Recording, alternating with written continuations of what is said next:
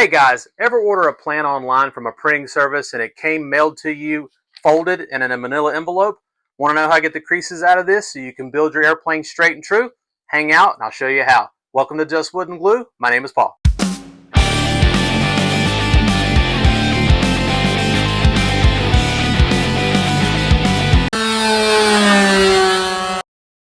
Grab your covering iron if you've already purchased one, or the iron from the laundry room works perfectly also.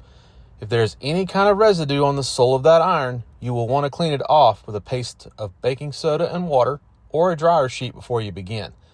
This will keep that residue from transferring onto your plans as you smooth out those creases.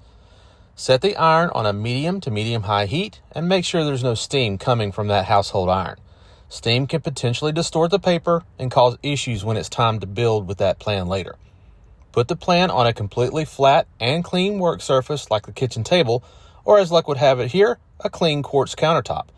Any crumbs or tiny objects underneath can cause defects to be ironed into the plan, so wipe the surface down good. Iron down those creases carefully and try not to pull on the plans as you go in an attempt to stretch them out like you would a piece of clothing. Doing this can also distort the paper the same way the steam would. Iron the front and the back of the plan until the creases are completely removed, then roll up the plan for storage. Use rubber bands or string to keep the plan bound. Okay guys, that's the method you're going to be using to take the plan that you've ordered from an online printing company who sent that to you folded and in a manila envelope in the mail. Get all the creases out of it, that way it's nice and flat on your building board. Build your airplane straight and true. Feel free to comment on this video below. Like and subscribe to my channel where I'm preserving the golden age of balsa aviation through building, flying, and teaching time-tested techniques. Appreciate you joining me on this tutorial. Have a great day.